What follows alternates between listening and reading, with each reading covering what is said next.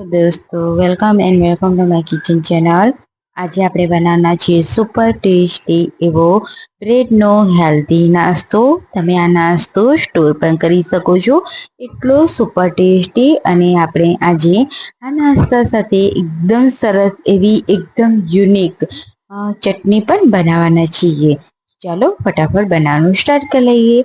તો અહીંયા મેં 4 બ્રેડ લઈ લીધેલા છે। તેની ઉપર આપણે થોડું પાણી એડ કરીશું, એટલે આપણા જે બ્રેડ છે તે એકદમ સરસ એવા સોફ્ટ થઈ જાય। તો જોઈ શકો છો એકદમ સરસ રીતે સોફ્ટ થઈ ગયા છે। તો હવે આપણે તેને એક બાઉલમાં લઈ લઈશું અને તેને બરાબર હાથેથી મેશ કરી લઈશું। હવે આપણે તેમાં એડ કરીશું 1 વાટકી બાફેલા બટેટા, 1 વાટકી અહીંયા મેં લીધું છે ફુલાવર। ફુલાવરને પણ આપણે બાફી લેવાનું છે। તો અહીંયા મેં ફુલાવર એડ કરી દીધું છે। અહીંયા આપણે જે નાસ્તો બનાવી રહ્યા છીએ તે હેલ્ધી નાસ્તો છે, તો અહીંયા આપણે બધા વેજીસ એડ કરીશું। અહીંયા આપણે બટેટા, ફુલાવર અને બ્રેડને એકદમ સરસ રીતે મેશ કરી લેવાનું છે। એકદમ સરસ રીતે મેશ થઈ જાય એટલે આપણે તેમાં એડ કરીશું 1 વાટકી ડુંગળી, ઝીણી ઝીણી ચોપ કરીને એડ કરી દીધી છે।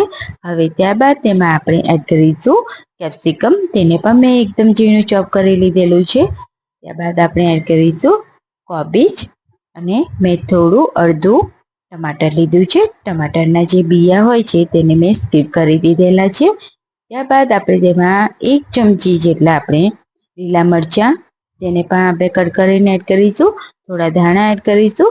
હવે આપણે મસાલા કરી લઈએ। તો સ્વાદ અનુસાર 1 ચમચી મીઠું, 1 ચમચી ગરમ મસાલો, 1 ચમચી લાલ મરચું પાવડર, અડધી ચમચી આપણે કાળી મરીનો પાવડર, 1 ચમચી આપણે પિઝા ઓર્ગાનો મસાલો, 1 ચમચી રેડ ચીલી ફ્લેક્સ એડ કરીશું। અને અહીંયા મેં લીધું છે મેગી મસાલો। મેગી મસાલો એડ કરવાથી બહુ જ મસ્ત ટેસ્ટ આવશે। તો અહીંયા મેં આખું પેકેટ એડ કરી દીધું છે। હવે આપણે તેમાં એડ કરીશું 1 ચમચી આમચૂર પાવડર। જો તમારી પાસે આમચૂર પાવડર ના હોય તો તમે લીંબુનો રસ પણ એડ કરી શકો છો, તેનાથી પણ ટેસ્ટ બહુ જ મસ્ત આવવાનો છે। હવે આપણે તેમાં એડ કરીશું બાઇન્ડિંગ માટે અને એકદમ ક્રિસ્પી બને તેના માટે 2 ચમચી કોર્નફ્લાવર એડ કરી દઈશું અને બરાબર મિક્સ કરી લઈશું। મિક્સ કરી લેવાનું છે એકદમ સરસ એવું। તો અહીંયા આપણો જે નાસ્તો છે તે એકદમ હેલ્ધી નાસ્તો તૈયાર થયો છે।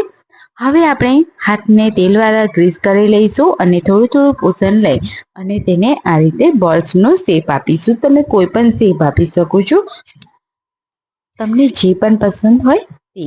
ત્યારબાદ આપણે બ્રેડ ક્રમ્સમાં એડ કરીશું।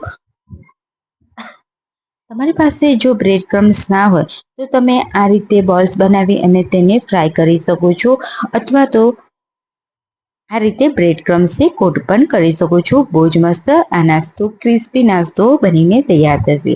તો અહીં આપણે બધા બોલ્સ બનાવી લીધા અને બ્રેડ ક્રમ્સથી આ રીતે આપણે કોટ કરી લઈશું અને થોડું આપણે હાથેથી પ્રેસ કરીશું, જેથી જે બોલ્સ છે તેના પર જે બ્રેડ ક્રમ્સ આપણે લગાવ્યા તે એકદમ સરસ એવા ચીપકી જાય અને તેને આપણે સ્ટોર પણ કરી શકીએ છીએ। તો તમે અહીંયા કોઈ પણ એવો સારો એવો ડબ્બો લઈ અને તમે તેને એમાં મૂકી અને 3 થી 4 દિવસ માટે ફ્રીઝરમાં સ્ટોર કરો।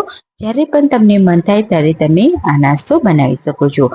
હવે આપણે એક સરસ એવી ચટપટી ચટણી બનાવીશું। તો અહીંયા મેં ધાણા, આદુ, લસણ, મરચાં અને અહીંયા મેં એક નાની ડુંગળી લીધેલી છે। અહીંયા આપણે જે ચટણી બનાવી રહ્યા છીએ તે ડુંગળીની ચટણી બનાવી રહ્યા છીએ, બહુ જ મસ્ત લાગશે।